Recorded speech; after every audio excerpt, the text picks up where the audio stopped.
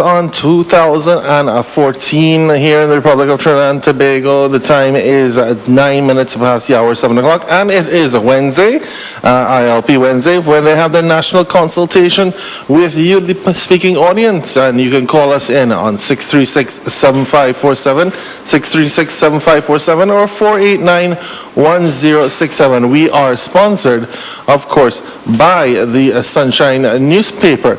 The Sunshine newspaper available at your weekly newsstands. The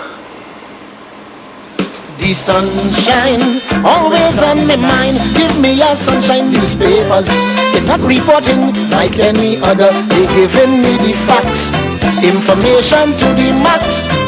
I'm getting my news from all around, even worldwide, and what's going on in town. This weekly is hard to beat because the sunshine pushing some heat. Give me a sunshine, it always on my mind. Get the facts, get the sunshine.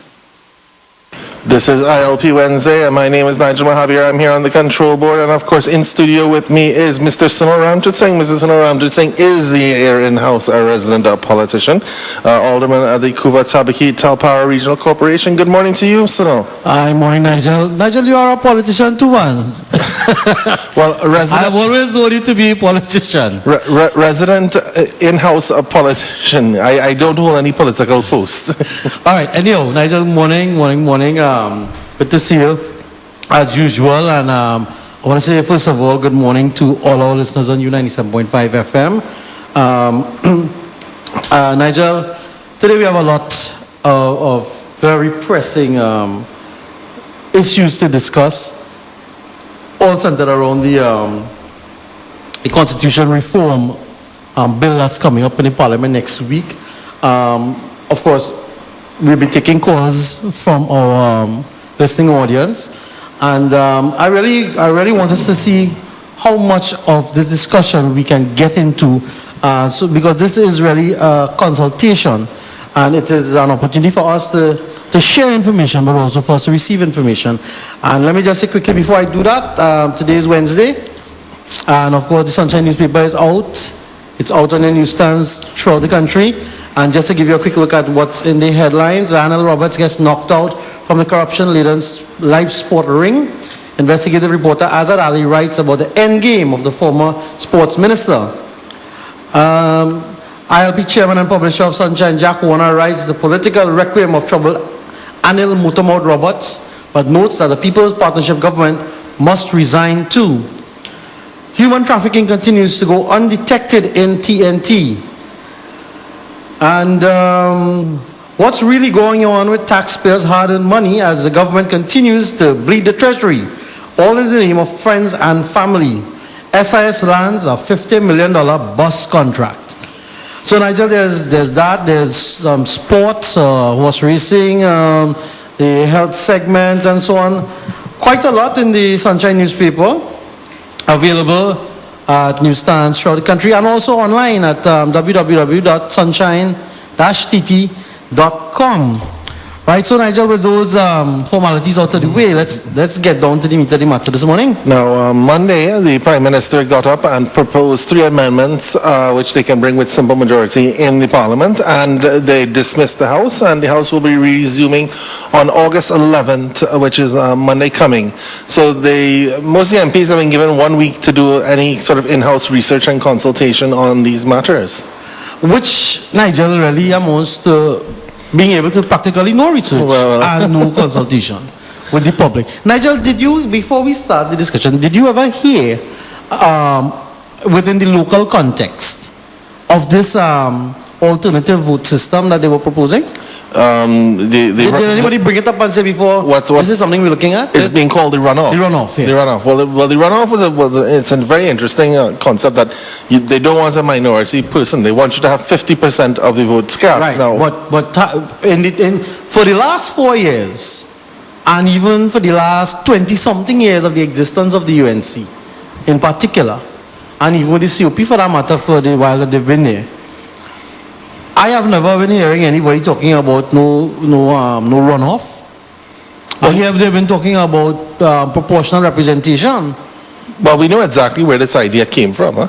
But before we go into that, Okay. I just asking you a pointed question. No, not as a politician, but as a man with political history, right? Did you ever hear any of those people talking about that before? I have not heard it discussed in any forum to this sort of degree that it would have been shown up in the parliament at all. Right. Thank you very much. Because neither could have I said the same thing. It has been proposed, but it hasn't really been ventilated or discussed in any kind of matter. But you ever heard it being proposed anywhere before either? I've heard in private conversation, I've heard people talk about minority MPs and this sort of thing, and they wanted a system by which they didn't want minority MPs. They wanted you to have 50% of the vote. But it was discussion in sort of the hypothetical, because Westminster system doesn't propose that. It is the first person who comes first in the race is the person who comes first in the race. That has always been the system. It had come into a matter where in Germany, where there's proportional representation for one house, state representatives go in to systems where they do need 50% off. But I think it's a European-German model that was being discussed, and it was for local representatives. It wasn't for the central house of Parliament. No. Just to set the tone, all right, and then we go to your point, right? Yeah. But just to set the tone, when we heard about constitutional reform, all the time we've been hearing about it. We've been hearing about it, and it's always occupied by the words meaningful and comprehensive. I would have said a proportional representation. Proportional representation as a model. Yeah. What I'm saying, for the UNC, for as long as they have been in existence, and Kamala Prasad Bisesa, while being leader of the opposition and political leader, the later parts of the last couple of years of the UNC has been preaching a proportional representation model for electing your representatives and comprising your parliament. Right? That is what they have been pushing to us. That's the first thing. So the first thing is meaningful and comprehensive. And then the second thing is a model that they had preferred, which they went all over the place and they told everybody this is the way, and this is good, and this is why, and this is why it's the best thing. Right? Today, what we are seeing, Nigel, is neither of those two things. Because what you're seeing is piecemeal. A word or a line or a paragraph does not suit your will or does not suit your situation. You change the law. Right? You change the law. And then, and what you end up with is you end up with piecemeal, piecemeal, patch all over the place, kind of reform, which is not real reform. And then the other thing is, whatever happened to proportional representation as a model? And where does this come from? Well, they can't get it. They can't pass it through because they don't have the 75% majority to go through. Right. Because their members have been dropping like flies Beyond from the political landscape. They didn't have it to start with, but of course, I mean, if they had brought it early on in the game, you would have been there to solicit, 2 votes out of the PNM. It may or may not have come. You could have proposed it, but you see, we're in the dying hours now, and what really happened is not we, they. The government. The country is dying.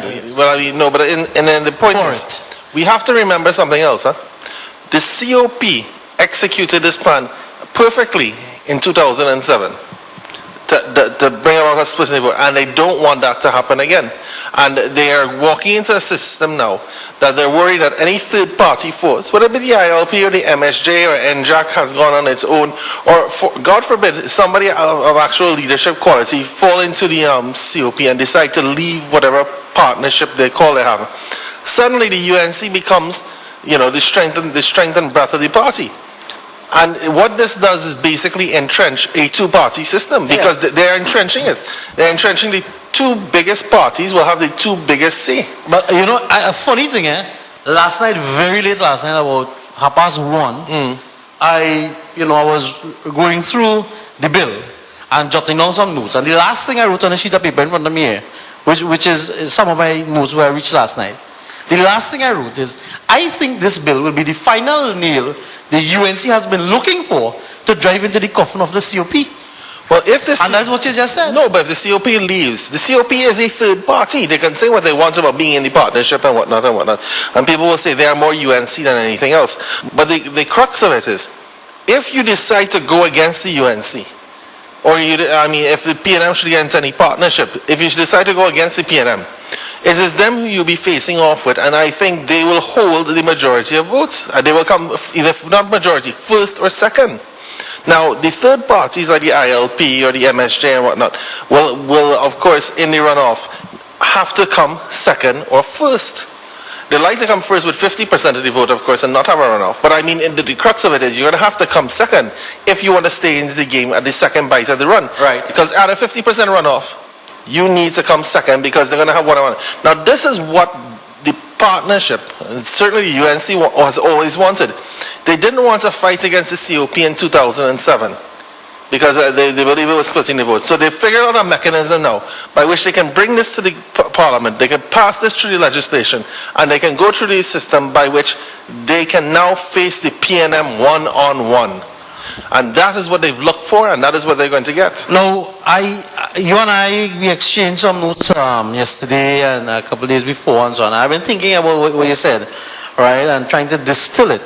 And some of that will be the basis of what we'll discuss. But is that the point you were going to make before I interrupted you? There's endless points to be made about this because the game plan scenario here is basically the UNC want to fight the PNM one-on-one.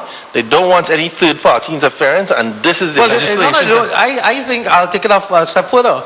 They fear the threat that will come if a third party is able to emerge. Right? Just to carry your point a little further, when the COP emerged on the scene in 2005, correct me, 2005? 2005, 6, right? 2005 going into 2006. Yeah. And then you had your first election that they faced in 2007, right? Although the COP did not win any seats in the House, they did, however, get a large number of votes. They got 140,000. And they continue to be, I don't want to say a thorn in the side of the UNC, but they continue to have an impact on the politics. They represent the disenfranchisement with the Basio Pandy. No. So they were there.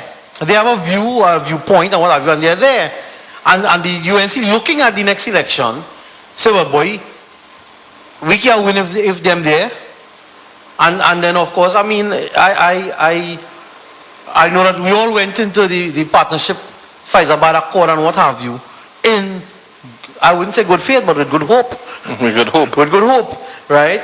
And now we see what has happened, right? And I agree with you, but I would phrase it differently, and I would say this is the final nail the UNC has been looking for to drive into the coffin of the COP.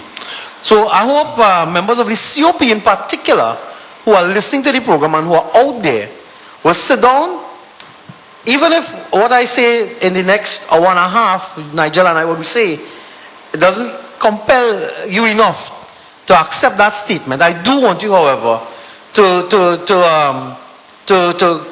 examine what is going to happen, look at the bill, try and understand it, and look at the impact. Let's take a call before we go further, Nigel. Good morning, caller. Where are you calling from? Good morning, Mr. Ramsey. Good morning. Two questions I want to ask you. Since that provision had made any related, Could you speak up? Could you speak up a little bit? I can barely hear you. Not what third party they get involved. Do you hear me? Yeah, I hear you better now, yeah. Right.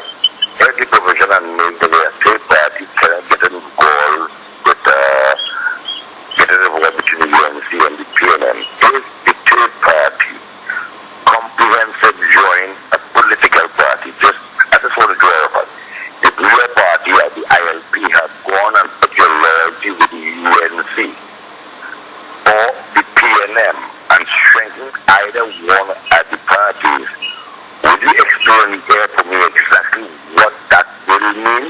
And the second question is... Wait. Caller, Sergio, I don't understand you. Yeah. I want to make sure I understand you, right? What you're saying... I can't hear you. I'll get it at this. All right, okay. You do it and then I'll try and talk after. Go ahead. Pardon me? Go ahead. I'll try and talk to you after. Yeah. Well, what I'm saying, if the third party doesn't have a chance and it comes strengthen either one of the sides, would not give leverage to a third party, what are the consequences are? And the second thing is, I need you to explain to me and the layman out there what that runoff really means as a layman. Because I do understand it. Right, okay, good, Thank you thanks. very much. That's it? All right, yeah. All right. Okay, we'll answer the first question in the course of the discussion, right? Nigel, before I answer the second question, which really will involve us going into this runoff thing, right? Nigel, let me say this, right? The party system, right? The system where we have two major political parties and nobody else, it is unhealthy for our country in so many different ways. But more than that, Nigel, in the principles and aspirations of a democratic society, right? Nigel, if you as an individual want to run as an individual, not an affiliate of any party, Independent. right? Independently, right? You should be able to do so. You should be able to do so, and you should be able to. Do you know in the local government system now, individuals, if individuals decide to run, you know they are locked out of the system for selecting aldermen. You're locked out of the alderman system. So they have entrenched the two parties, or they entrenched. Party. You are seeing it as an entrenchment of two parties, eh? But But entrenchment of even three parties is equally as bad in my opinion. Right? I am saying, why do you want to stifle a minority voice by forcing them to have to go and merge with somebody else? You see people, and Mr. Sergio, I hope you're listening, because I know they put you to call, right? I know they put you to call, right? Let me tell you something. If somebody wanted to be part of one of those other parties, they would have go and join those parties. The reason they are out there possibly fighting as an independent or fighting as a third and a fourth force is because they have something ideologically different to offer. And it's not about power. You see, you all, Mr. Sergio, you all keep obsessing with power. Because when you control power, you control the spoils. Right? And I don't mean to get too personal with my friend Mr. Sergio this morning. Right? But he has a history of being a political grasshopper. He fight a seat, he fight Kuvan, he boast about it. He fight a Kuvanot seat against Pandey. Right? He boasts about that.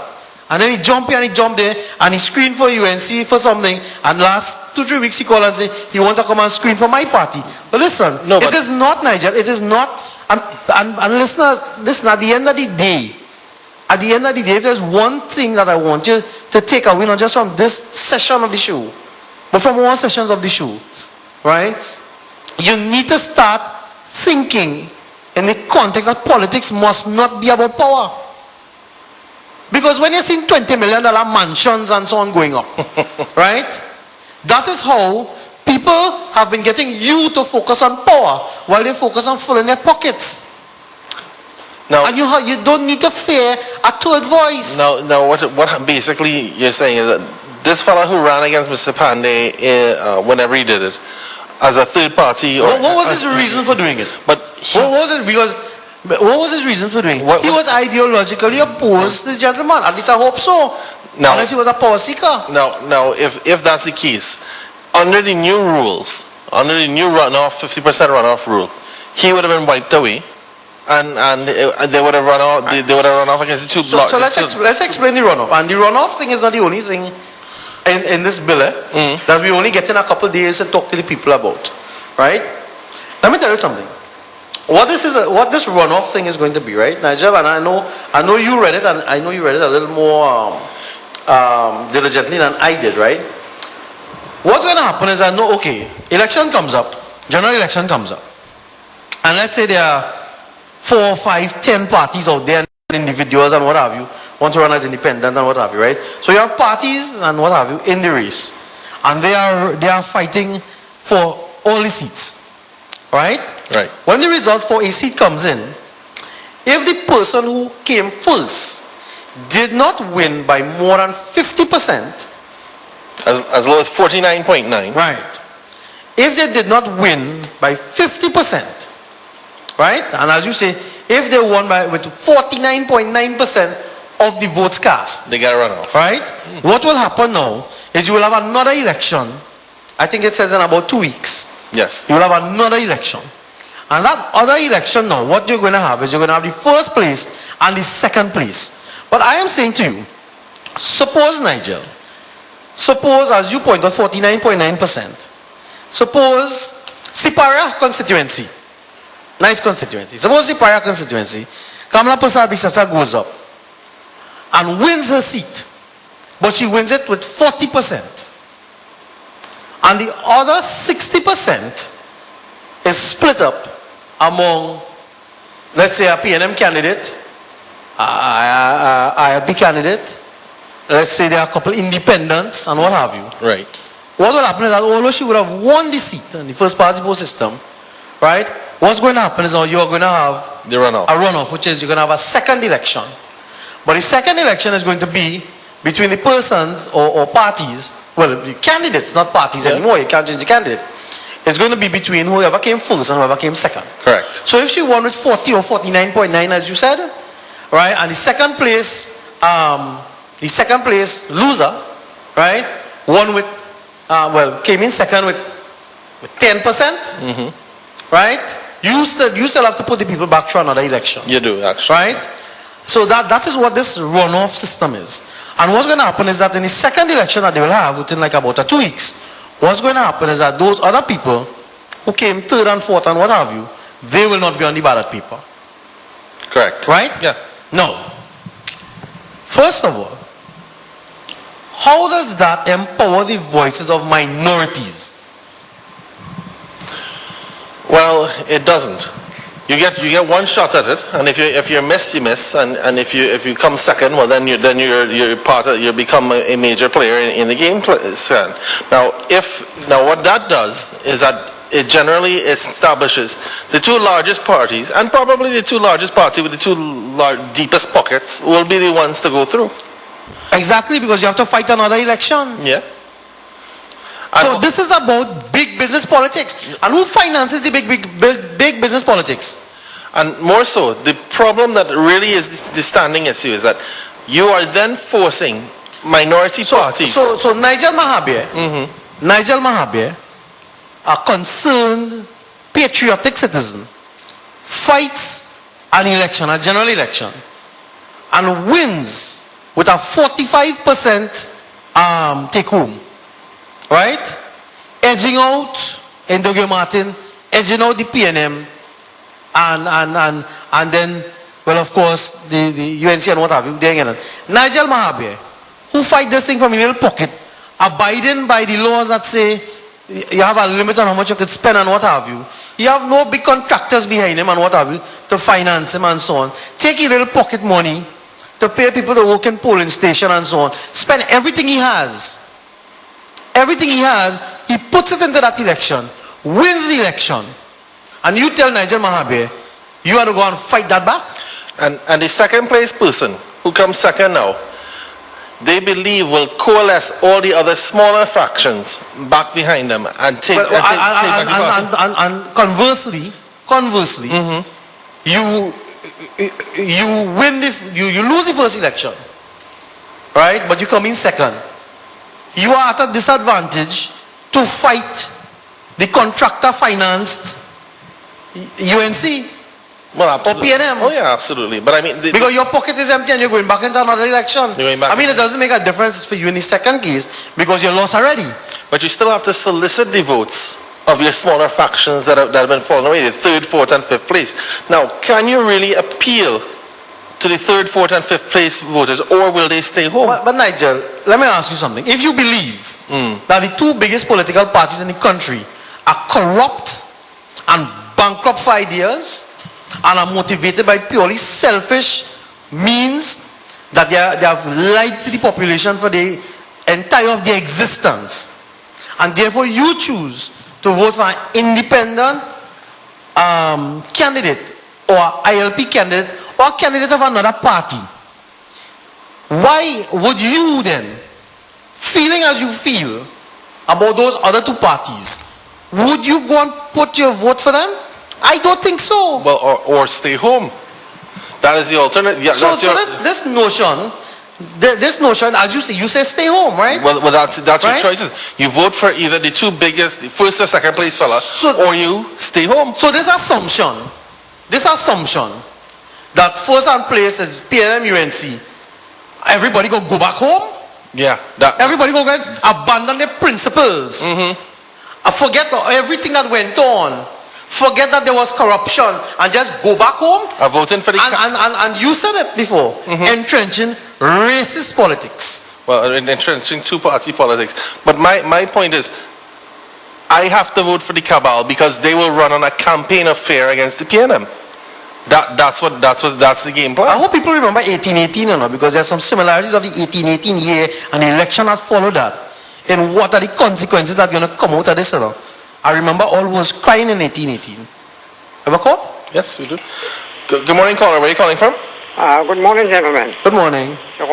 Now, with the new electoral system, which is going to be debated now, if that comes into effect, as Sunil rightly said, if you have a runoff, it will only be between the first place and the second place persons. So if one gets 48%, one gets 42%, and one gets 32%, it's only going to be a runoff between the people who got the 48 and the 42%. Now, if you have a third party like the ILP, in the present system as obtained at this present moment, and what happened in 2007, if you move a substantial amount of votes from certain constituencies, then the PNM will walk in, and I draw reference to Chaguanas East where I live, where Abdul Hamid won it by 1,700 votes because the COP split the UNC vote. And then in the 2010 election, Mr. Kidis won it by 4,500 when there was no split. So with this new system now, it's going to decimate third parties. Because what is going to happen? We know for a fact that most of the COP supporters and the ILP supporters came from the bowels of the UNC. And the PNM. And well, I said the mean. I said mean. Go ahead. Right. Now, if you, this is going to work for the major parties. If you have Jago Martin Central, for example, and the ILP move a substantial amount of votes there, but nobody gets 50%, and you have a runoff, those PNM voters who voted for the ILP will go back to the PNM because they don't want to see the UNC there. And similarly, in a UNC stronghold. Now, me, for example, in Chaguanas East, I would vote for the ILP. But if you have a runoff between the PNM and the UNC, and I have to vote for a second time within 2 weeks, I would not vote for the PNM, I would vote for the UNC. Correct. Right? And this is what is going to happen there. So third parties are going to be decimated. And this is a strategy that was well thought out by the cabal in the UNC. This is why they are bringing this just before the next election, due in about 9 or 10 months' time. Thank you very much, sir. Thank you. Now remember, the cabal has very strong individuals from the ONR. In fact, the number of ONR people are at the hierarchy level of the cabal, and the cabal is the definitely one. So no, this fella's been trying to get through for a while. Yeah, sure. Good morning, caller. Where are you calling from? I'm calling from Bang Village, my brother. Bang Village. Good morning. And Sunil, I'm just saying, you know me very well. You know, but I will tell Mr. Lachman that bill is coming in Parliament. And I always said that this country is only two-party. I mean, we can like it, or we are not to like it. This country based on two-party. You understand? And I will tell people again that in the end of my friend, the common enemy is the PNM. And when I hear people who is part and parcel of the UNC, I surprise to hear my good friend. He's my good friend, you know. Always remember, politics have a morality of their own. Oh, yeah. Yes, and of course, politics has a morality of its own, and you sound like you do too. Now, the crux of it is... Politics has a morality of its own, and he sounds like he does too. Well, yeah, sure. Ian Atherley and a lot of people... My friend, let me tell you something, At the end of the day, we all have to live here. And I am trying to assist and create a society that I will be comfortable living in, and I'll be comfortable raising a family in. I hope that you look at the same things too. And you don't just look at what are the crumbs that are falling off the trough, as so many other people do when they look at politics only as a power struggle. No, but many people have the belief that the UNC has become the PNM. It's just the ethnicity of the group has changed because they're doing the exact same things. Good morning, caller. Where are you calling from? I'm calling from Davide Sunil and Go ahead, David. Hi, good morning. Nigel, raise his volume a little, please. yes. Pardon? Lower the volume? No, you go ahead. You talk. We're raising your name, sir. I'm saying that I totally agree with this morning. But Sunil, I will be very happy if you do not allow the Prime Minister to change the agenda. This particular move by the Prime Minister to just change the talking point, change the agenda, change what is happening. I would like you this morning to link all that you are saying to the deficiencies of this government. And I want to ask the Prime Minister, how would all those, what I would call those ceremonial things, those very flippant things, impact on the foreign exchange? What is happening with foreign exchange, Madam Prime Minister? We have a serious challenge with foreign exchange in Trinidad and Tobago. Ms. Daphne Bartlett only yesterday complained. She wants to know what is happening. Every so often we're putting millions of dollars, US dollars, and where is it going? Where is it going, Prime Minister? How is it leaving the country and where is it going, Prime Minister? Who is lapping up most of the foreign exchange, Prime Minister? How is that going to help me with national security, Prime Minister, when we have a situation where we have 263 murders? How is that going to help with corruption, Prime Minister, when corruption is bagging all over Trinidad and Tobago? How is that going to deepen the democracy when in the final analysis you're going to ensure that only two parties remain and all the other parties will eventually be dropped at the wayside? How are those things going to happen? How are you deepening the democracy? How are you helping us with crime? How are you helping us with corruption? How are you dealing with stabilizing the economy, Prime Minister?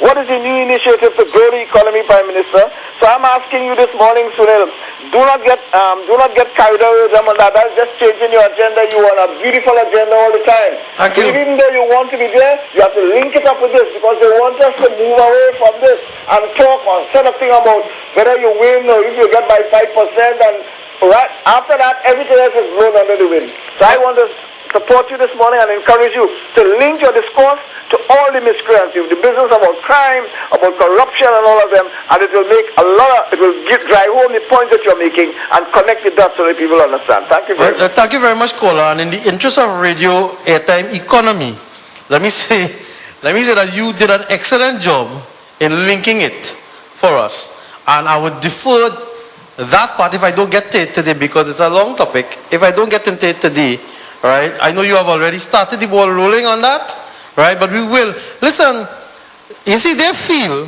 caller, they feel that we will forget, you know. They bring this up today to make us feel that we'll forget in 9 months. We wouldn't forget in 9 months live sport and SIS NGC contract and all those things, you know. We wouldn't, you know. And this just adds to the number of different ways that they have assaulted us. And let me just take I'm glad you mentioned the foreign exchange situation, and I don't want to detour the conversation, but I am looking for the assistance of anyone who is senior in the banking sector or who is like a senior economist with that kind of experience. Because there is a little bit of analysis of that foreign exchange situation that I want to do, and I need some help with that. And my number is 377-2379. So after the show or anytime after, 377-2379. Please call me if you're an economist or you're a senior person in the banking system. Right? I want some help to analyze something with the foreign exchange issue, and I really would appreciate that. Right? Nigel, we have another call you're motioning? Yeah? I'm sorry. Okay. Okay, well, lovely voice though. Listen, Nigel, I saw something here, right? And people need to know this, right? Did you know that the alternative vote referendum, right, in which was held in the UK, I believe it is UK, right? In May 2011, right? Which was supposed to replace the first past the post simple plurality system. Right? They call it the alternative or AV method, right? It was rejected by the electorate in 2011 in the UK. Well, this is the kind of matter that I think we should have a referendum on. I don't think this should be passed through Parliament with a simple majority. Well, the first line on this page is referendum. Good morning, caller. Where are you calling from? Yes, morning. Good morning. Very good program. Thank you. Dr. Lutzman made a point just now where the small party will lose out in the event of a runoff. But he didn't suggest, suppose Mr. Warner now had gotten 48% of the vote in Chaguanas West and the UNC had gotten 49% of the votes and there was a runoff and the PNM people vote with him. Wouldn't that be at his advantage? Well, you see, I always know as a sportsman, good for one, good for all. And the criticism against the new proposal should be studied more by more experienced people. Thank you very much. Well, not just the criticism, caller. You're making a very, very, very, very valid point. Helping out what we are saying, although I think you may have called not to help out. And let me say why. Not just the criticism of it, the substance of it itself, the substance of the bill and the proposals, that has not even been examined by the population. Those more experienced persons than I, and I admit, I'm just a humble fellow who did some reading and tried to understand, right? When are you, caller, when are you going to get the opportunity to field all those voices, all those experts, to hear from constitutional experts? When are you going to get time between now and Monday? Huh? When are you going to get time on Monday? So they dropped out on everybody on Monday last. When everybody recovered from a long weekend. Who went out of the country with their family, who went down Mayaro with their friends. The opposition bench. And come back jet lagged and try to recuperate. You drop that on people and you give them 1 week. And this is Kamla Prasad Bisesa, Nigel, we talking about? This is Kamla Prasad Bisesa doing this undemocratic, dictatorial, tyrannical things worse than Patrick Manning? This is the ONR. Please bear that in mind. Kamla Prasad Bisesa roots started in the ONR and she fought in Saparia in 1991 under an NAR ticket. She was not a Club 88 member and she is certainly not no UNC. She is an... Nigel, all I will say is that the snake is shedding its skin. More skin for the snake. But I mean, inevitably, this is not anything close to what we were looking for. Nigel, let me tell you something. For how long I have known Kamla Prasad Bisesa, for how long I have supported her, Nigel, I never thought that she would be the kind of person who would come in the middle of a local government election and change the boundaries and change the system of electing members to our council. I never dreamed that, Nigel. And now in the final year, you come and you drop this bad up on people. You ain't give them a week to see it, to read it. I know, I get this bill last night, you know. I got this bill last night. Well, I don't even have a proper copy of it. I am affiliated with a member of parliament and I get this bill last night. Right. So, last night. So when them tell people they give you 7 days, they ain't give nobody 7 days. They give people 6 days and counting down. And Mr. Rowley's complaint was that most of the opposition bench was empty. Most of them were on vacation. And I'm wondering how many... Well, that's their fault. Well, no excuse for absenteeism. No. August is a time Parliament traditionally goes on break. And people take their vacation. I think people plan their vacation. I never dreamed, Nigel, that those people would be the kind of people who come like a thief in the night. Well, this is equivalent to the PNM gerrymandering the boundaries. We have always made the accusations against the PNM and against the EBC to some degree that they've been gerrymandering the boundaries in order to keep seats marginal and keep seats close. Nigel, I want to remind the Prime Minister, I want to tell the Prime Minister there's a thing called karma, you know. There's a thing called karma, you know. She's a Baptist, you don't believe in that? No, she's a Baptist only for Emancipation Day. Alright. Right? And Spiritual Shoulder Baptist Day. Right? There is a thing called karma. And she's reaping it right now. And when as far as I'm concerned, the sin already committed, you know. Whether they pull this back or they don't, the sin is already committed.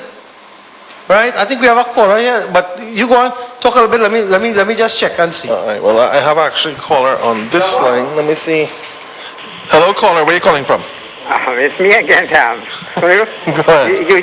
you just mentioned the Prime Minister. She's confessed, baptized Baptist, and she's also a Hindu. So which God does she worship? All right, yeah, well, that had nothing to do with it. That had nothing to do with it. Right? Let me don't go there. That had nothing to do with it. Well, right? I was just making a joke. Right? But we have another caller here. Caller, go ahead. Yeah, good morning, Sunil. Good morning. Very good topic this morning. Very good program. I hope the population get enough time to digest what is happening in this country.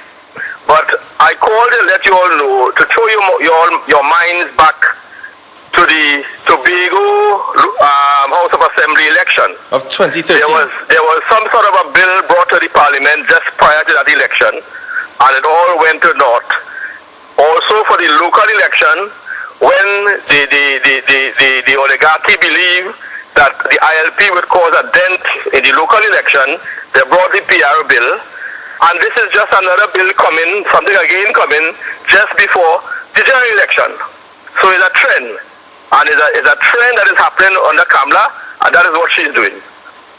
So give that some thought, please. Well, thank you very much. So you see, and the caller is right. The caller is right that there is a trend that you're seeing. And the trend is that when you see that you cannot win by the rules, you change the rules.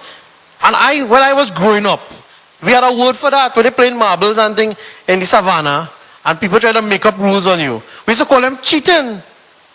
And that's what they're doing. They're cheating. They're cheaters. Yes. Good morning, caller. Where are you calling from? It's Mark Doom. Go ahead. Yeah, Cool. Nice. Thanks. Have a good day. Well, anyway, moving on to the... Right? Nigel, let me tell you something. Right? There's an article that I have here. I want to say when the calls came in, right?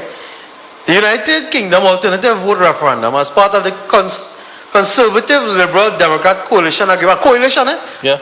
Conservative Liberal Democrat Coalition Agreement drawn up after the 2010 general election was a nationwide vote held on Thursday, 5th of May 2011, the same date as local elections in many areas, to choose the method of electing MPs at subsequent general elections.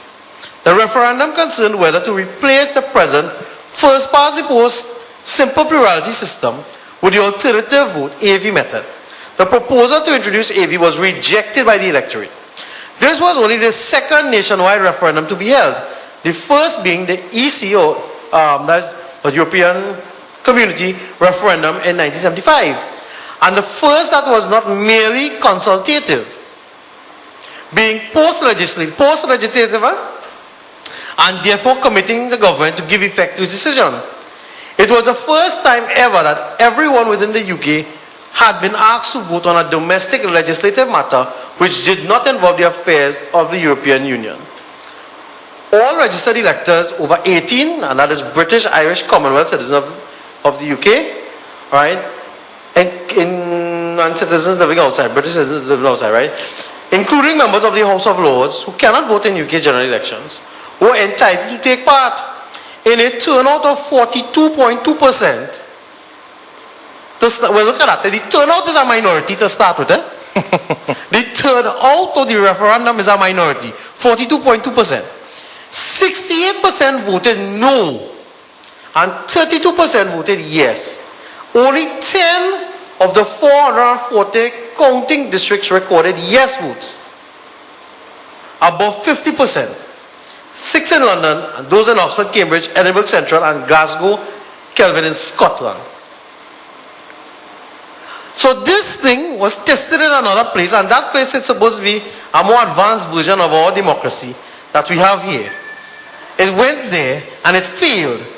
And you take that rejected policy to bring it and shove it down our throats in 1 week.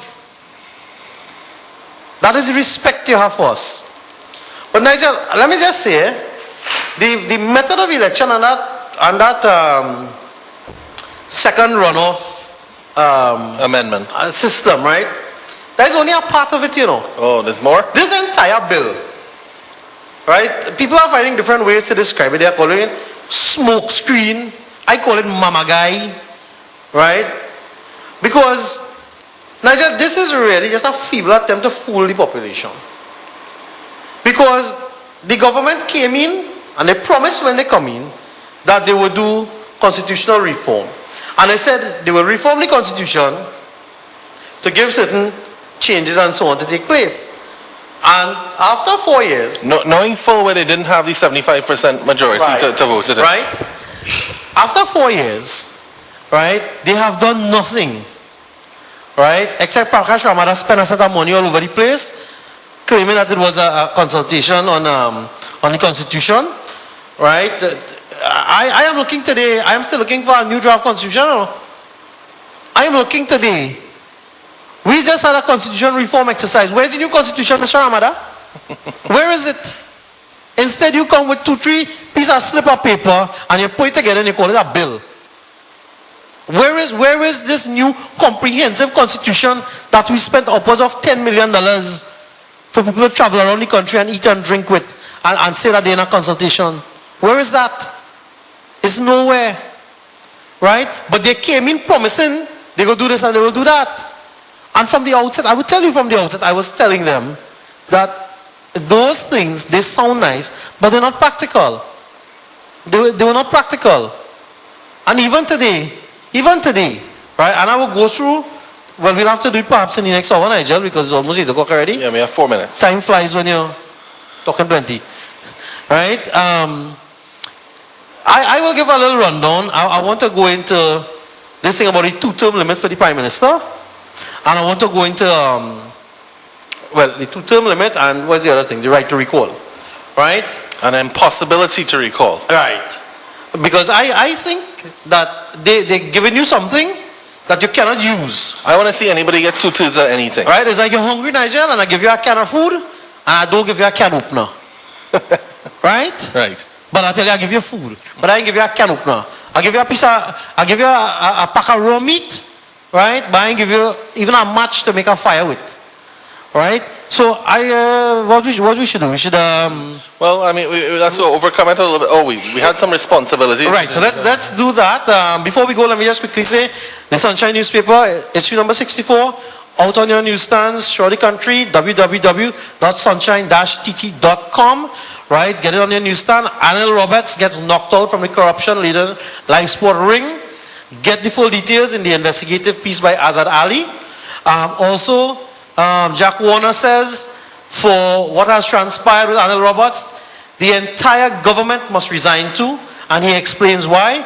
Human trafficking continues to go undetected in TNT, and SIS gets a $50 million contract for buses. That and much more in your Sunshine this week, issue number 64. The sunshine, always on my mind. Give me your Sunshine newspapers. It's not reporting like any other. They giving me the facts, information to the max. I'm getting my news from all around, even worldwide, and what's going on in town. This weekly is hard to beat because the sunshine pushing some heat. Give me your sunshine, it's always on my mind. Get the facts, get the sunshine.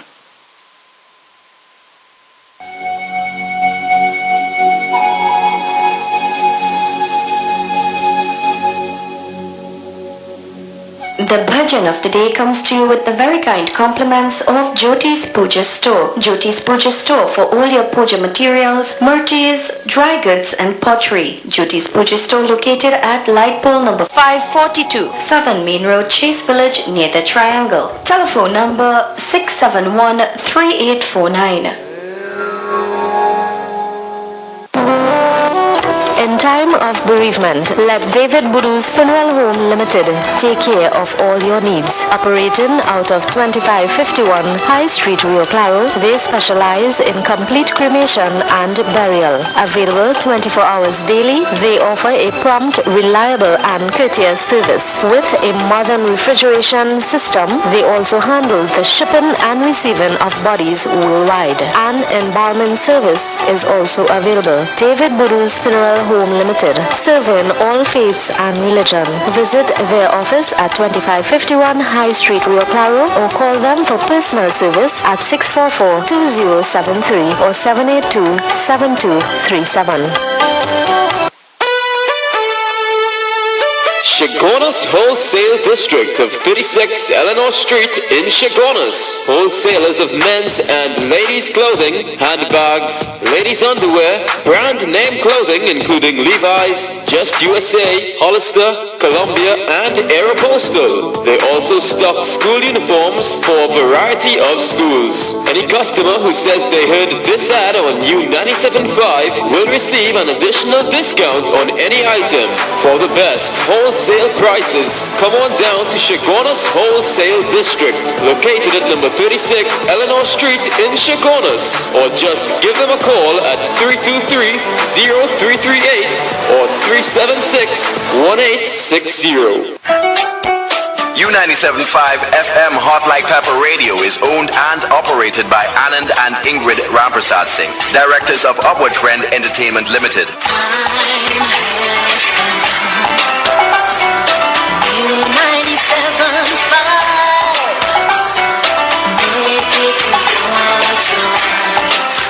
Something for everyone. 975 FM. Music for you. It's all about you. U97.5 FM. Hot like pepper. It's not just a silken thread, but a bond of love between brothers and sisters everywhere and to everyone. The management and team of U97.5 FM Hot Like Pepper would like to wish a happy Raksha Bandhan to you all. Advertise with us at U97.5 FM Hot Like Pepper. We have the largest loyal listenership in Trinidad and Tobago and online. Call now, 720-5858. That's 720-5858.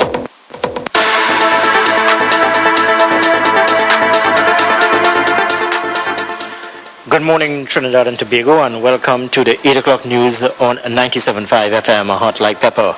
We are broadcasting to you live from Couva in central Trinidad. I am Kenrick Jargonaut. A very good morning to you. Marabella residents affected by a slop oil spill, which occurred on July 29th, took their plight to the doorsteps of Petrotrin, where they staged a noisy placard demonstration in front of the state-owned oil company's administrative offices in Pointe-a-Pierre yesterday. It is reported that dozens of placard-bearing residents, some of whom brought their children, marched around a pail filled with a mixture of oil and water in front of the main gates, calling for justice, relocation, and compensation. To this end, OWT President General Ansel Roger, who earlier faced off with members of Petrotrin security personnel, addressed the irate residents, saying the union did not have any confidence in the appointment of PricewaterhouseCoopers as an independent auditor to investigate the cause of the oil spill. In a media statement on August 4th, Petrotrin announced the appointment of PricewaterhouseCoopers Advisory Services Limited as the independent auditor to investigate the cause of the oil leak at the Pointe-a-Pierre refinery on July 29th. To some other news here on 97.5 FM Hot Like Pepper, which is being powered to you by the Rio Claro Construction Company Limited, Chic Leisure Limited, and Ratan Singh's Tire Services. Justice grounded to a halt yesterday in San Fernando when employees of the San Fernando Magistrate Court vacated the building, led by Public Services Association President Watson Duke. Court clerks, magistrates, note takers downed tools over dilapidated conditions at the building, such that the courthouse rooms are without air condition. A tarpaulin covers part of the roof. When it rains, buckets are placed in the corridors leading to courtrooms to catch water. Yesterday, the workers shut down operations, forcing magistrates to retire to their chambers. A list has been compiled of the names of persons who are to be interviewed by the police team who yesterday began a probe into the live sport program. Top of this list of persons to be interviewed by the hand-picked team of investigators are the Sport Ministry's Deputy Director of Physical Education, Ruth Marchand, Anil Roberts, who last week resigned as Sports Minister, and Dawadi Umira, Member of Parliament, Chaguanas West MP and Independent Liberal Party's Chairman Jack Warner, and Ashwin Creed, Permanent Secretary of the Ministry of Sport. The team of officers met, according to reports, for the first time yesterday to discuss the way forward in dealing with allegations contained in the Finance Ministry's audit report of the live sport program, which was laid in the House of Representatives 2 Fridays ago by Prime Minister Kamala Prasad Bisesa. Well, let's look at the news. Let's see what's happening in the weather picture for today. Well, the Met Office has informed that Trinidad and Tobago will be predominantly fair and sunny today. There's a possibility of an odd shower or two in confined localities. Seas are normal, waves up to 2 meters in open waters, 1 meter in sheltered areas. The maximum temperature for today is 32 degrees Celsius, the minimum 24 degrees Celsius, and sunset at 30 minutes past the hour of 6 o'clock. That's your weather report, and of course the news to 8 o'clock here on 97.5. I am Kenrick Jargonaut, reminding you that we've got another newscast coming up at 12 noon.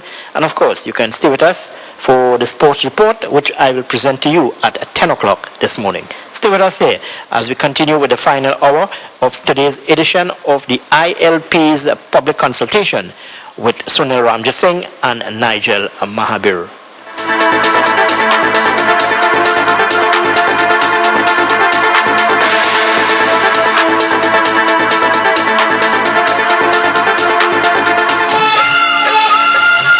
Rio Claro Construction Company Limited of 64 Rivulet Road, Brechin Castle in California. Specialist in plant equipment installation, industrial maintenance, general construction service, general civil work, equipment rentals, as well as expert designing and building capabilities.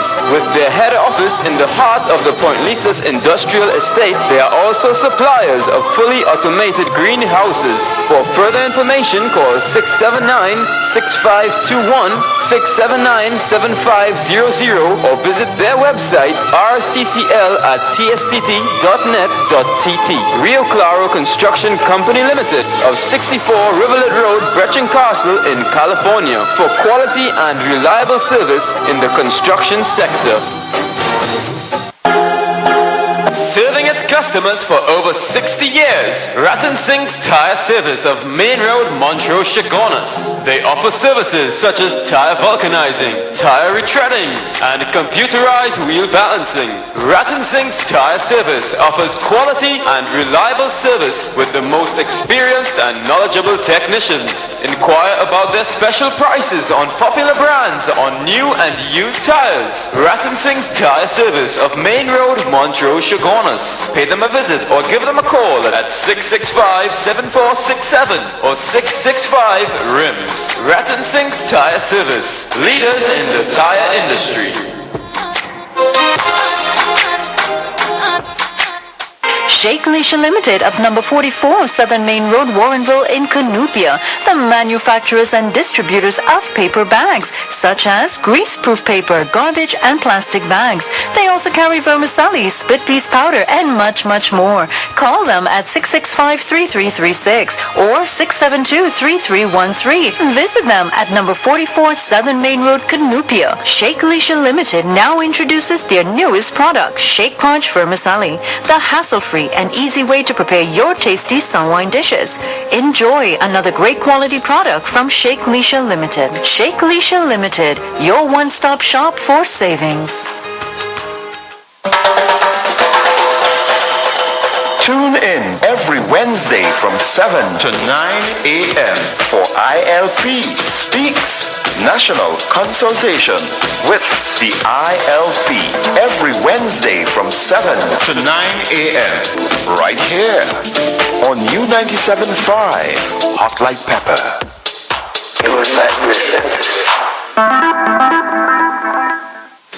The sunshine, always on my mind. Give me your sunshine newspapers.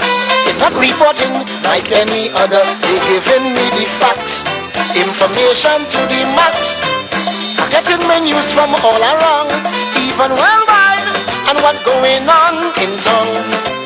This weekly is hard to... This is the ILP consultation sponsored in part by the Sunshine newspaper. Sunshine newspaper at your newsstands today. The headlines are, Mr. Rodriguez? Yeah, the issue number 64, Nigel, out on your newsstands and available online, www.sunshine-tt.com. Anil Roberts gets knocked out from the corruption-laden life sport ring. Investigative reporter Azad Ali writes about the endgame of the former sports minister. And ILP chairman and publisher of Sunshine, Jack Warner, writes, the political requiem of troubled Anil Motormouth Roberts. But notes, the People's Partnership government must resign too. Human trafficking continues to go undetected in TNT. Why is this so? Sunshine takes a long, hard look at this festering problem and tells you why. And Nigel, SIS lands a $50 million bus contract. What is really going on with taxpayers' hard-earned money? Government is continuing to bleed the treasury, all in the name of friends and family. All of this, Nigel, and much more in your Sunshine newspaper. Well, Mr. Rodriguez, I mean, we're talking consulting the amendments to the constitutional reform as regards the statements made by the Prime Minister on Monday gone to be debated on Monday coming. Yeah, Nigel, look at what I have in my hand here. Look at what I have in my hand here. It's a copy of the PP Manifesto 2010. Page 15. we could use some, I think, with shorter toilet paper in the bathroom. No, let's not be disrespectful. Here what they promise under constitutional reform. Democracy. The people are sovereign. The people, the people are sovereign. Here what they promising. Checks and balances to safeguard against the abuse of power. But this is one, Madam Prime Minister, this is an abuse of power. So we need a check and a balance against that. Respect for the voices of minorities, acknowledging the will of the majority. So, you go into election, and the first place gets 49%, everybody else coming down after, right? However many parties. The people who voted for the majority, though it is a minority, it is a majority still. It is a minority in the context that it is not 50% or more. But then how many elections, Nigel, do we have? Where the voter turnout is 40%, 36%. Huh? Well, right? That's typically local election. Right? Mainly local. Right? It's a little higher sometimes. I think it goes up, what, 60%? Well, general turns out to be, usually it's about 61, 62, 63%. Right? But at the same time, in locals and so on, historically locals have been low, except the last one when the ILP came in and brought in some, encouraged some new people to come out and vote. Right? Respect for minorities, acknowledging the will of the majority. Respect. So 40% of the people come out and vote, Nigel. Fight a nice, hard, clean, honest, decent campaign and win. And then you say, here what's going on? You win, but you win enough. Like George Orwell's Animal Farm. You win, but you win enough. You have to go back and fight. You have to go back and fight the parties that have contractors backing them up. Right? That's what you have to do. Right? How is that respecting the voices of the minorities? If the minorities are deprived from having a say and a space because you cut them out because you want party politics only. You want a one-on-one fight. And you don't only want party politics, you want two parties alone. An Indian party and an African party. That is what you want. That is what you want. Right? Well, they have here as well free press unfettered by government intimidation and uncompromised by government preference. Oh, Lord. Right? But if somebody was looking for an oxymoron, that is what it would be. Free Because press. all the newspapers and media houses in this country, except the Sunshine, all of them are beholden to government financing. And new 97.5 does not really get anything, so they are also in the category of Sunshine. Right? Access to official information. Check the order paper.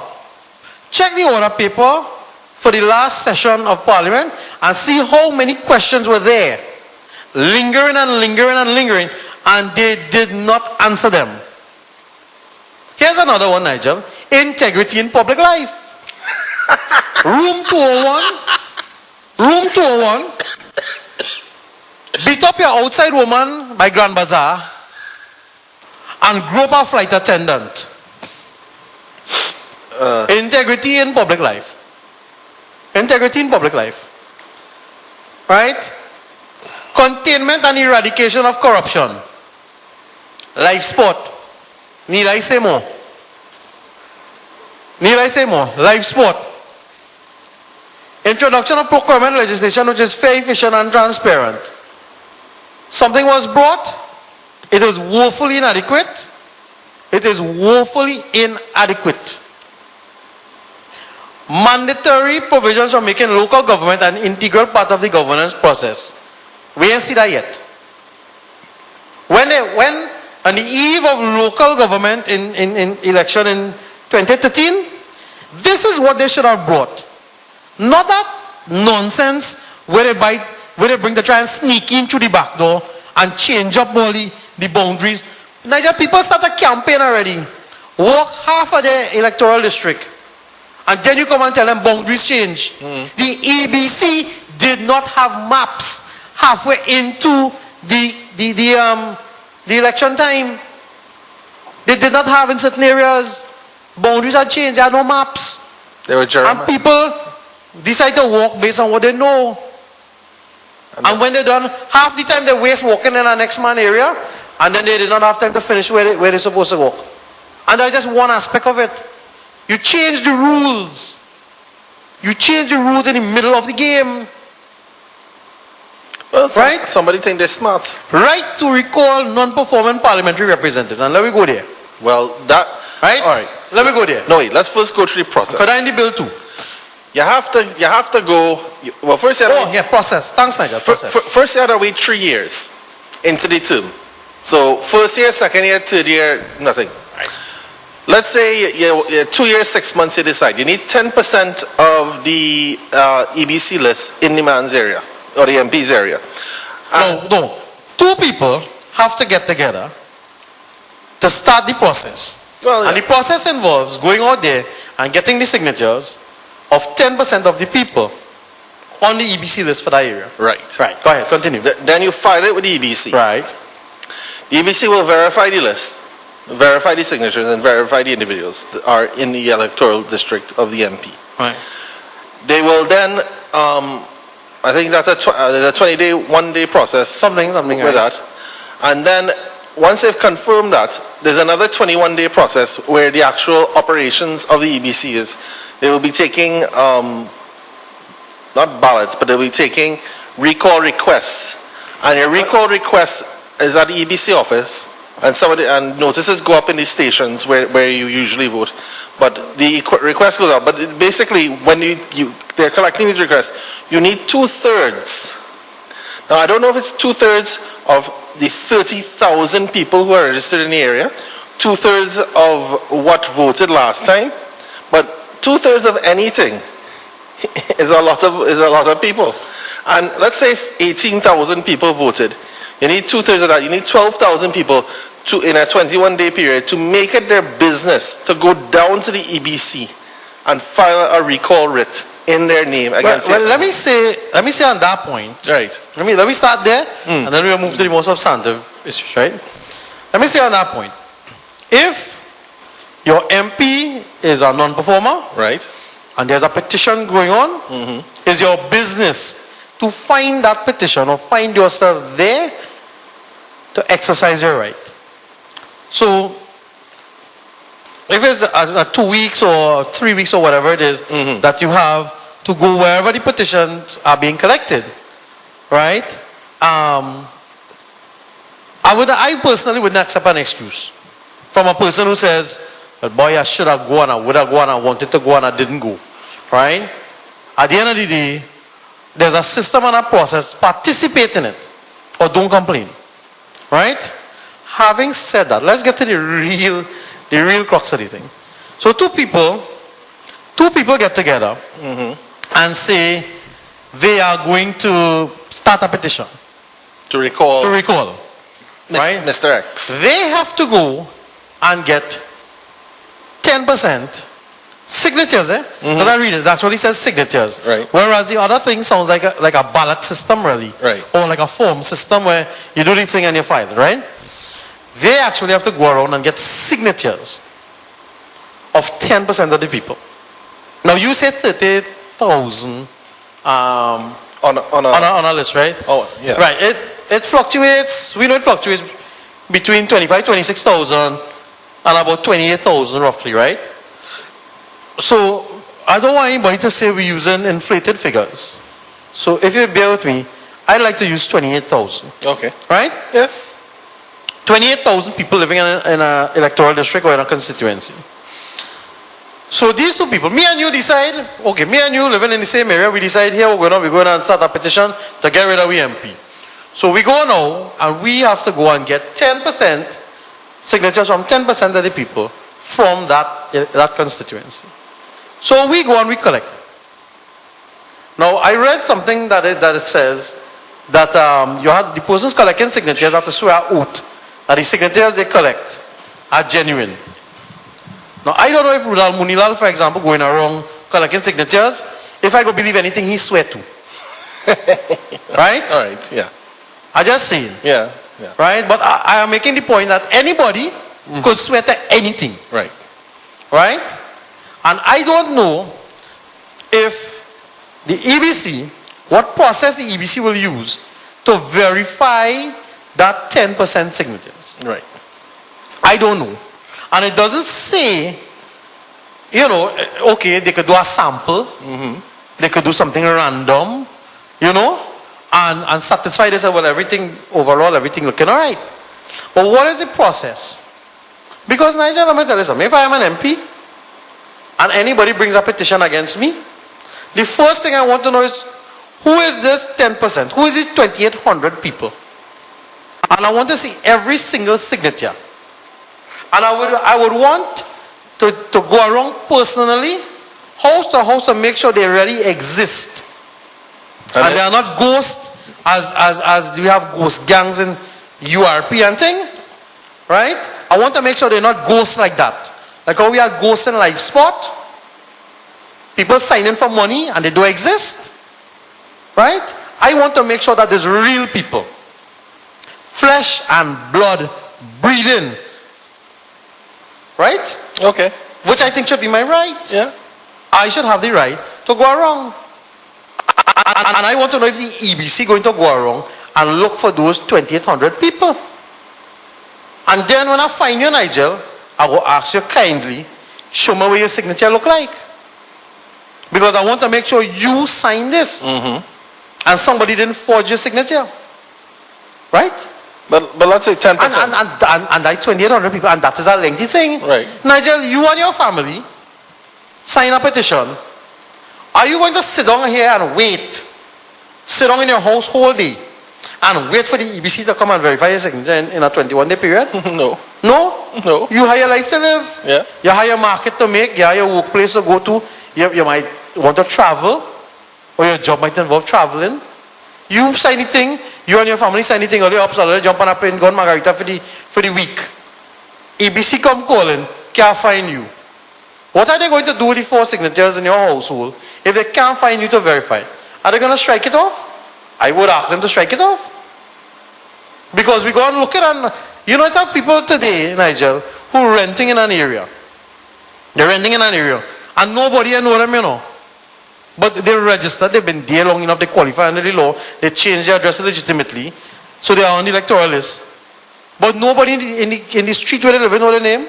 So if I come, calling, nobody answer, ask by the neighbor, who names so and so? And they say they don't know. Am I to assume the person is a fictitious person?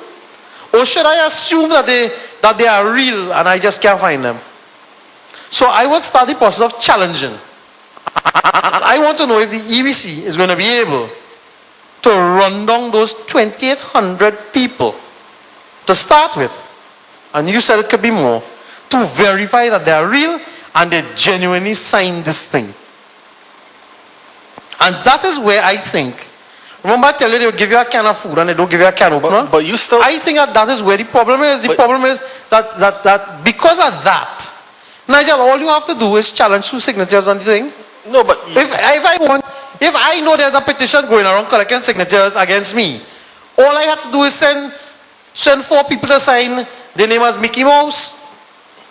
And then when I get these signatures, I look at the Mickey Mouse sign, there's a bogus thing, scrap it. And your wife Minnie, but you still early in the process.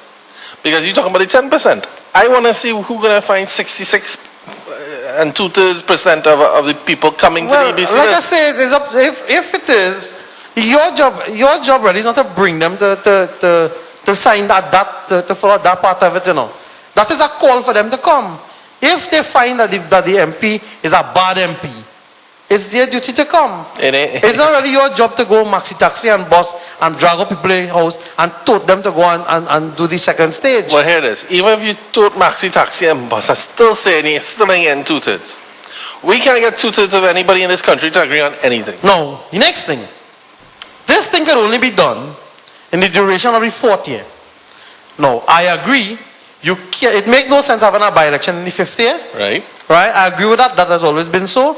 And I agree with the reasoning why it is so. So I'm cool with that. Now you can't do it in the first 3 years. Right. So you have this narrow window of 1 year, which is the 4th year. Mm-hmm. Right? Now if you have somebody, let's say as I described, if I were an MP, facing such a thing, right? If you have somebody like that to deal with, that's going to put a strain on your resources. Right? That's going to put a strain on your resources, Nigel. Is there any guarantee that this thing could be accomplished in a year? Suppose, what is it? What is it? It is a financial year? Is it a calendar year? Suppose in September the MP does something that riles up the people. Right? Right. Or let's say August or what have you. It doesn't give much time to initiate the process. Look when the room tour, look at how long the issue with Chandrish took to be resolved. Look at how long the Prime Minister, and people praising the Prime Minister, she take decisive action. Look how long she has taken to make these ethical decisions. Look how long. And the public outcry. Look how long she took. And she didn't deal with Anil Roberts, Anil Roberts dealt with himself. And he only did it because of the pressure that was coming upon him. But they wait for the public outcry. They don't do it. She did not fire Anil Roberts. She did not fire Anil Roberts. Anil Roberts saved her from making a decision that she did not have the belly to do. He resigned. The only thing that gave this whole Anil Roberts situation just a modicum of decency. The only thing that gives that modicum of decency is that when he resigned, he also resigned as an MP. That is the only thing that gave it a little touch of decency.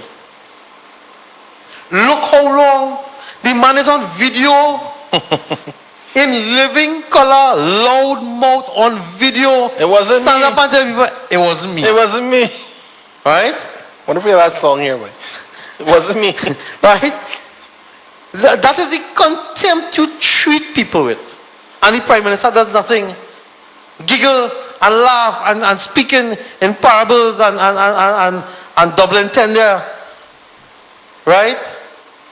And waste time while they look for some way to dress up a pig. That's what they do. They look for a way to take something that's smelly and dress it up and tell you it's smelling nice. So that, in a nutshell, Nigel, just to recount, is why that whole right to recall thing, Nigel, is a farce. It is a farce. It is fooling the people. You give the people something and you fool them into thinking it will work, but it will not work. It will have them powerless. It will have them frustrated. And that's wrong. It is morally wrong. Let's look, Nigel. It's 8:30. Let's look now at the concept of a two-term limit for Prime Minister and what I think about that. Maybe we can take a short commercial break and come back. It's a two-term limit. Yeah, is that what he's saying? No, there was a misprint. Was that 10 year? Is that 10-year limit? It's a 10 year. 10 year, 3 months or 10 year, 6 months, something like that. I think there was a misprint in one of the daily papers for. But basically, that would be like a two-term. Right. So we'll take a break and we'll be right back. Tune in every Wednesday from 7 to 9 a.m. for ILP Speaks National Consultation with the ILP every Wednesday from 7 to 9 a.m. right here on U97.5 Hot Like Pepper. Your magnificence. The sunshine, always on my mind. Give me your sunshine newspapers. It's not reporting like any other. They giving me the facts, information to the max. I'm getting my news from all around, even worldwide, and what going on in town. This weekly is hard to beat because the sunshine pushing some heat. Give me your sunshine, it's always on my mind. Get the facts, get the sunshine.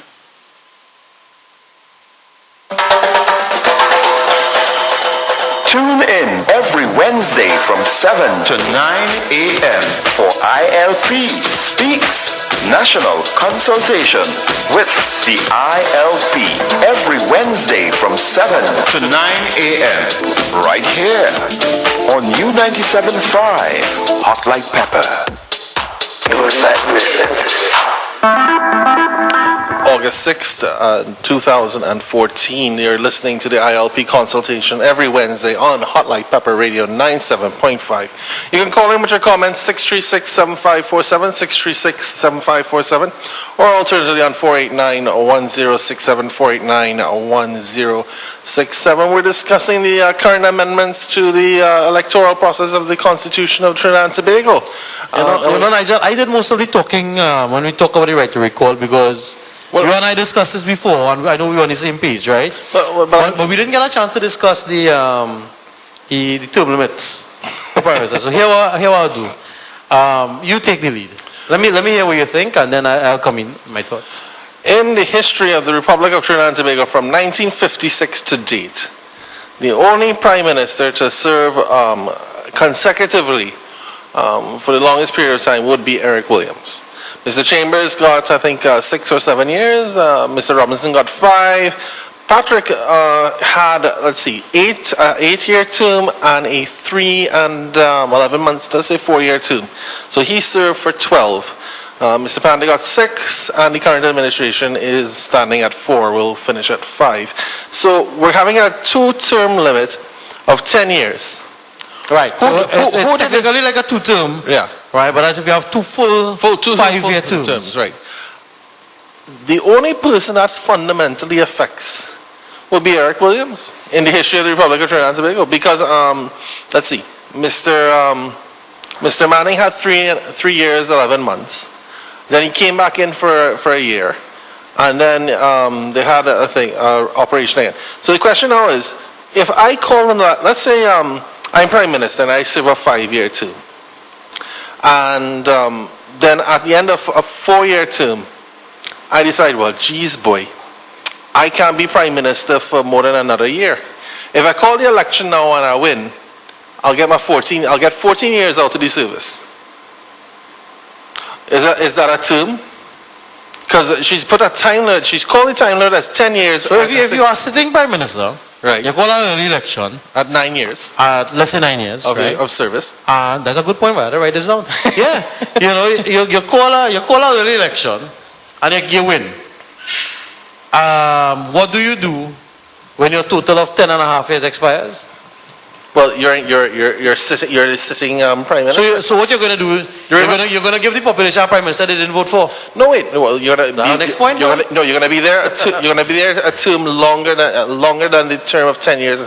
Remember, the legislation says you cannot appoint a prime minister who has served longer than 2 terms of 10 years and 6 months. No, you're on the target, you know. I don't know if you realize how on the target you are. No, I understand the legislation better than most people. Right. But you are so bang on the target and you have this look on your face as though you do not understand the brilliance of what you just said.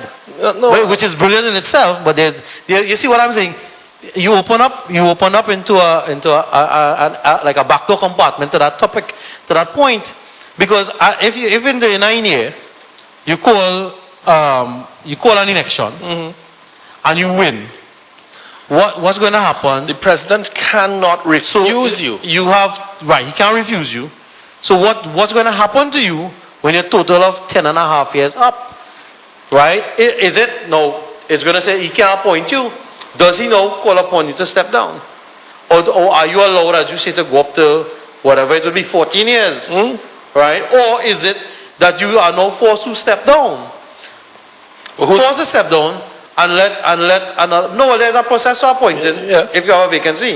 Because what you do is you ask the members of the house to nominate someone. Right? They can write a letter. It's been done before. Write a letter saying who you want to be prime minister and so on. That could be taken care of. But the fact of the matter is when you're going into an election, and this is where we're going into the space where you and I are familiar with. When you're going into an election, people like to know who's going to be the prime minister. Yes.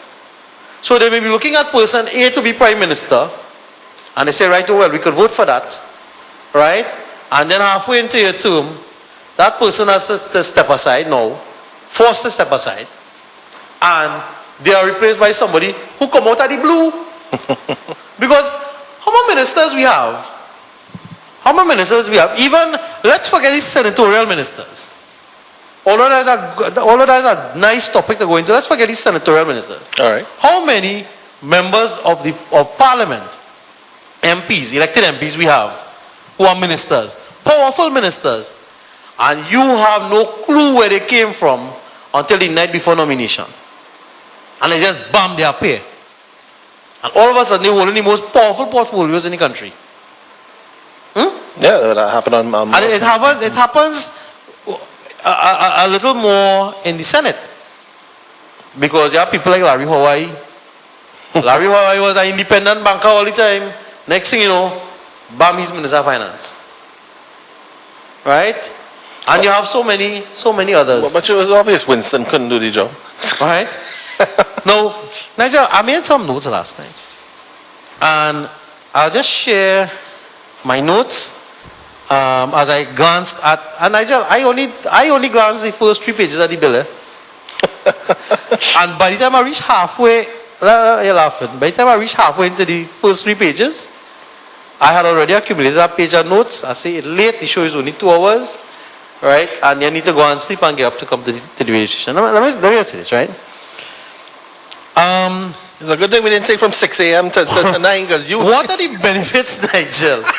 What are the benefits to the country of limiting a prime minister to 2 terms? What are the real benefits? Now, if you have somebody like Patrick Manning who you wanted to get rid of, but we had so many opportunities to get rid of him, and if more people want him to stay than people want him to go, isn't that democracy? Right now, more people want Kamala to go. And she wouldn't go. When the whole country was calling for Anil to go, she didn't want him to go. Right? Right. So I am saying to you, I come back. What are the benefits to the country of limiting a prime minister to 2 terms? There are none. There are none. Well, if a person is a good prime minister, the people should have a right to keep him for as long as they wish. Well, and if he's a bad prime minister, he or she, there are ways to have them removed. And let us assume, but not accept, that this cockamamie recall thing, which I say is a farce, which you agree with. No, absolutely. But let us assume that this could work. And let's say the Prime Minister is the Member of Parliament for Siparia. And you don't think that that Member of Parliament is performing. You move a petition and you remove them, and therefore you remove the Prime Minister. And you get a new Prime Minister. Right? So the mechanism exists there already. But what are the benefits to limiting the term? There are none. You know who keep Patrick Manning there for how many years you said? The COP? No, I wouldn't blame the COP. I don't blame the COP, you know. I don't blame them, but it's grudgingly. Because I think with the COP, and I'm going to get into that in the 20 minutes we have. Right? That's why we are taking no commercials. We could take calls, but not commercials, right? Let me tell you something. In fact, let me start beating around the bush, right? Prime Minister Patrick Manning, right? Well, let me say this. It should not be for the Constitution to force a parliamentarian, a Prime Minister, or a politician into retirement. It should not be for the Constitution to do that. It should be for the people to do so. And the people can do that, Nigel, by rejecting that person if they so choose. And therefore I say, if you're a good Prime Minister and the people want you for Prime Minister for 20 years, why should they be denied the benefit of having your leadership if they identify that your leadership is what they want?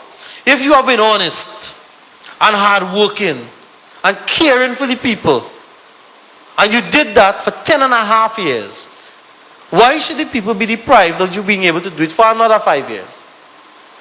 It's illogical. Well, yeah, you make a valid point. Right? And if you are the exact opposite, as Manning and Kamala have been, there are ways, already in the Constitution and so on, there are ways to deal with that. There are ways to deal with that.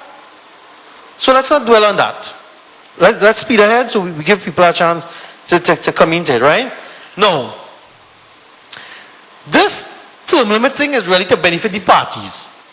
It's not to benefit the people. It is not to benefit the people. It is to benefit the political parties. But I am saying to you, Nigel, that the parties must manage their power struggles within their party structure. And therefore, that should be an internal issue of the parties, not one for the country's constitution. Now, why I say that? We come into Manning and Pandey now, right? You would recall that there had been some time in the PNM that there were forces gathering against Manning. And of course, Mr. Manning, at various times, he made some clinical moves to deal with his rising competition. Right. To cut them out, cut them down, revoke senatorial appointment, post this one overseas and what have you, right? And some would even argue when he fired Rowley as his housing minister, right? Yeah. All of that was part of dealing with the competition. But the PNM, and they had a different form of democracy to the one-man, one-vote system. They had the delegate system. At the time, yeah. They had the mechanism to get rid of their leader and get a new leader if they wanted to. If they choose to keep him there. So they have nobody to blame for him not being forced into an early retirement. They have themselves to blame. And that's why they saddle themselves on us with him for an extra 3 years that we didn't bong for. Right? And then they were glad to get rid of him when he called the early election. But they put him there. Now, why was he able to survive that? Because you know what was going on the UNC side of the fence? The same thing. Now, around 2005 when Mr. Pandey got locked up. Right? May, I think 2005? It was about that. Right. And then Mr. Bisasa became opposition leader. In fact, in the midst of that, Mr. Dukaran became political leader. And Mr. Pandey decided to flex his power in the background and get the MPs not to make Dukaran the leader of the opposition, but to make Kamala the opposition leader. That's right. So Dukaran became a toothless bulldog, as the case may be. Right. right? And then what happened was eventually, piece by piece, bit by bit, those persons who did not like what happened with Mr. Dukran, bit by bit, they left the UNC. And then eventually they formed the Congress of the People. Right? In a nutshell, right? Yeah. No.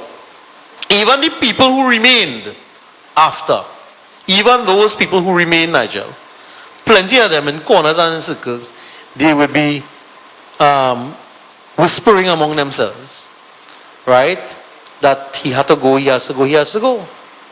But these are people who sat inside the National Executive. Yes, and this is why I tell you, I have a grudging kind of respect for Mr. Dukran and some of the other persons in this scenario, because if you check up, Nigel, if you check up the number of people who trickled out of the UNC National Executive and then to form the COP, if you added them together with the handful of others that continue to whisper in circles, they had enough to move a no confidence motion against Mr. Pandey inside the National Executive and take away the position. He was even carrying dual position of chairman and political leader. At one point, and take away that position from him. They could have taken a decision to force a national executive election. They could have done that. They had the power to do that, to summon a national assembly of the party. But the problem was that they were all cowards. Right? Now throw your mind back. Right? You recall Gillian Lucky was the first one. Yeah, she walked out. She walked out. And Fuad followed behind her. Yeah, he got up and he walked right, and then they said they are backbench independent UNC members. Remember that? And just to add to it, it was a teacup incident with the member for Faizabad and Digger West. Right? It was a report, yeah. And she, right. Oh, right. That's the background thing. That was the background of the walkout, right. Yeah. So therefore, if they felt that Mr. Pandey at that point in time had been there for too long, had outlived his usefulness, was no longer attractive to the electorate. You are in the National Executive. That is where you have the power to stop a two-term president, a prime minister, or three-term prime minister, or prime minister for life, and leader for life, and maximum leader. You can stop it there. And then you determine what you're going to offer the people. So that and I know somebody's probably going to call in and say, Mr. Warner was part of that UNC Alliance whole negotiation process, right? And I will say to you that collectively and individually too, right? It was up to those people who held the power of the executive on trust for the membership of the party. And if at the end of the day everybody sit down and say nothing, and Pandey comes back and offers himself back up, and then people say, no, we're going to the polls with Manning, who we really like, but Pandey, who we like even less. What we go do? Then take what you get. And that's what happened. We ended up back with Manning for another 3 years. And then look at what happened. In 2009, going into what I have to give credit to the movement for change led by Mr. Warner, that included Ramesh Maharaj and Gypsy, who is really a gypsy. Right? Go on. Right? And Rupert Griffith. Well, God alone knows what to say about him. And some of the other people. Wasn't Rupert crossed the floor from a PNMC too? Yeah. Right? But at the same time, that movement, that pressure group, and that is what I say, the politics, Nigel, evolved. UNC politics evolved somewhat with that movement for change. Because that movement for change opened the eyes of people to say, listen, but we don't have to sit down here and take this thing. We don't have to sit down here and let Mr. Pandey do what he wants to do. We could get up and demand an internal election. And it is the movement for change that forced Mr. Pandey's hand for him to give us that internal election, which was held in January of 2010. I hope you're not inciting anything in the UNC, because you know they do for an internal. No, that is their business. I'm in a different party now. Okay. Right? I'm in a different party now. But I'm saying to you, that is what happened. That is what happened. And that is how the opportunity and the occasion arose right? And I give credit to Mrs. Bissessa. At that time, she had the courage to throw her hat into the ring. And that is how you deal with a situation where you have somebody who is a person of stature. I don't even want to say a position of power. They're in a position of stature. But you don't want them to be the only option. People have a chance to choose. And they should be given that opportunity. And that is why I say I do not understand the logic behind it. And all those things that have stifled our politics for how many years. I mean, it is really that the people had the power and they didn't understand the power they have, or they didn't have the courage to exercise it. But you can't take that and put that in a national constitution. Leaders are chosen by people according to the time and the circumstances that the country faces. Depending on the dilemma in a nation and the mood of the people, they will choose the leader that they need for that time. You may be a leader, Nigel. You may be a leader, but you may be a leader that is not in the time of that situation. And therefore, you may be not what the people need, and therefore they don't choose you. Doesn't take away anything from you. Look at what happened in South Africa. Throw your mind back to Nelson Mandela becoming the president of South Africa. And there's a movie called Invictus, right, which came out recently, right? And I believe that is the one that talked about the rugby team. Yes. Right, rugby, right? Yes. It was Morgan Freeman and Matt Damon. Right, and then there's an ad that was playing. I don't know if it's on cable, if it was local station, right? But there was an ad that was playing recently, and they used a little sound clip, right, where Mandela is saying that what did he do, boy? He ruled at a time. Basically, what I was saying, he had to rule at a time where he had to control and curb white domination and also black domination, black African domination. Right. Right. And they will tell you that because it's in the movie and it's in the book. I read the book, Long Walk to Freedom. It's in there that there was a discussion. There was a discussion that was held with Mr. Mandela by his own oppressors. They came to him and said, Chief, listen, this country is going nowhere. It's going to bits. And we need somebody who can manage the situation. And you are the only person who can manage the situation. You know why? Because the black people, right, they will listen to you. You can control them. And you can control them. And at the same time, you can manage the situation with the whites. Because there was a fear among the whites, Nigel. There was a fear among the whites that if power was handed to the other people, that they would get wiped out. Well, yeah. That was the fear. Mm-hmm. That was the fear. And if you watch the movie Invictus, because if you don't have the time to read the books that are out there, like Long Walk to Freedom or what have you, if you don't have the time, you'll get a little snapshot of it in looking at that movie. And that's what I'm saying. And this, leaders are relevant to the time. Leaders are relevant to the time, right? And therefore, you may, at a certain stage in our country's life, we may need a particular type of person with a particular kind of experience who has had a kind of effect on the people that he had by being a good prime minister for 10.5 years. And what do you say then? Who is going to change the constitution for him to come back in?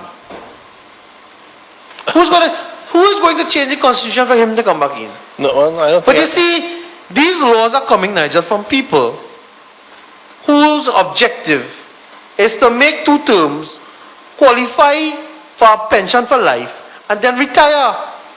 They are working towards a pension. And therefore, for them, they're not giving up anything, They ain't giving up anything, And you would recall, Nigel, put that with the retiring allowances Adabadi, Mr. Adabadi, if you're listening, put that with the retiring allowances bill for legislators that recently came to Parliament, where they want golden handshake and golden kiss, and they want increased salaries and exaggerated pensions. Think about that. Well, put it into that, because what they're going to be doing is reaping a whole set of money for no work done for life, and that is what the problem is. So Nigel, I don't know. Do we have any calls? Do we have any calls? Not at the moment. No. I mean, we have about 6 minutes left. You can call us at 636-7547, 636-7547, or 489-1067, 489-10. We've discussed, let's see, term limits on the Prime Minister's office. Now, there's been no mention of term limits for the MPs. The recall of your MP. Of course, I still don't know where you're going to get 66% of the population to come out in any area to remove it. And that's because you're thinking about the second level of the process, eh? Which we shut it down in the first level. Well, I mean, you're going to get 10%. And then, of course, the third one, and most 10%, there are a lot of 10% men out there.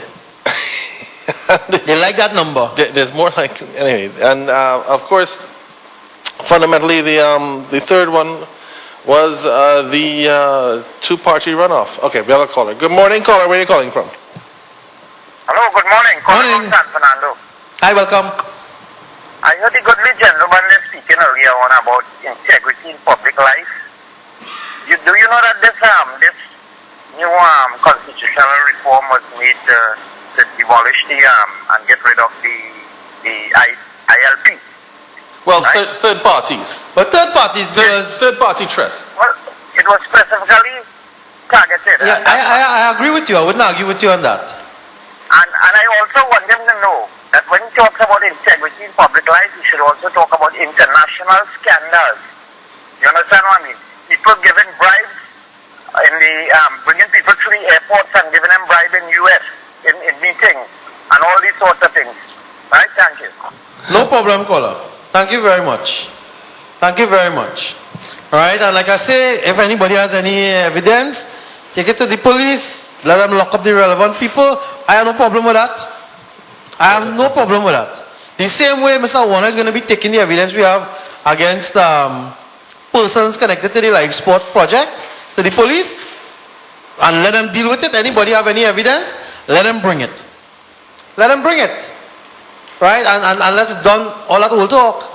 That's it. Let's done the old talk. I'm waiting for some charges to be laid. I mean, right. Let's done the old talk on that. What was it? Calderhart? Have the charges been laid against Calderhart in absentia? The point is, Nigel. No, but I mean, all those things. Rhetoric. That's what my question for the callers: has anyone been charged at all? When was the last time someone's been charged in jail for financial impropriety in any institution? I'll tell you something. There's a house in Philippines. There's a house in Philippines that I want to know how that bill. I want to know how that particular house in Philippines bill is a back house behind a big house. The back house bigger than the front house, and it built faster than the front house. Well, right. So who want to talk about integrity? We could talk about that, but you know something? That tit for tat gets us nowhere, because you know something. And that is the strategy in Nigeria. They send people with these non-issue points, tit for tat, tit for tat. Your eye blue, mine black. Your eye black, mine brown. Your head gray, my head bald. Right? And that's what they talk about. And while we arguing that dotishness, pardon the word, they're thieving the treasury out. They're thieving the money out. And when you wake up, you know what happens? They retire. They migrate. Well, my policies at UNC and the PNM have no change. Good morning, caller. Where are you calling from? Good morning, caller. I'm calling on Kudupe. Go ahead, Kudupe. When you all spoke about the runoff this morning, it was mentioned that less than 50% or 49.9% have to go back to the polls. Yes. I'd like to find out, when we go back to the poll, what percent will be considered the winner? Well, in a two-person runoff, because remember, you're only going to take the first place winner and the second place winner. You are going to have either both parties. The worst that can happen is both parties get the same number of votes. If they will get the same number of votes, I suppose you go back again 2 weeks again. But I mean, in a two-person runoff, somebody will get 51% and someone will get 49% because the percentages will not break down among three people. So you will get somebody with more than 50% of the vote. And remember, because it's only two persons, you only have two candidates on the ballot for the runoff, because it's the first place and the second place. Folks, that is close. Yes, I think that's time, and that's the top of the hour. Right, and this is probably the most opportunity that people will have. This little 2 hours we get here, Nigel. It's probably the most opportunity people will have to get some real information on what's taking place, what the bill entails, and to possibly have a little say. I'm sorry we couldn't take more calls because there is so much that this impacts upon that the time itself really isn't enough. Right? And that just illustrates the point, Nigel. You drop this thing out of nowhere, you drop it on people Monday afternoon, and then you lock off Parliament and went for a drink up. Right? And then nobody get a copy of the bill until Tuesday. And then we are between now and Monday to become experts.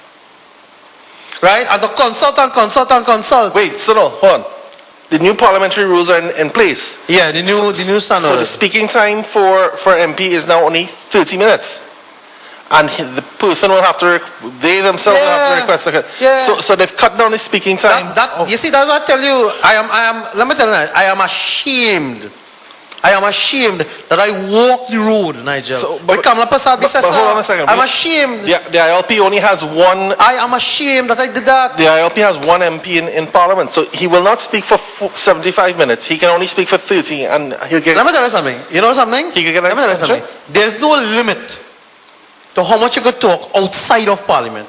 You can shut people, and I want all your UNC fanatics, right? Because when I go to council, when I leave here, and I go to Kuva Tabakita Power Regional Corporation for our council meeting just now, right? All of the UNC fanatics, go back and tell Kamla that Sunil Ramjit Singh say that you can shut the people up inside the Parliament, but you cannot shut us up outside. There's no time limit for speaking, and there's no standing orders on the outside.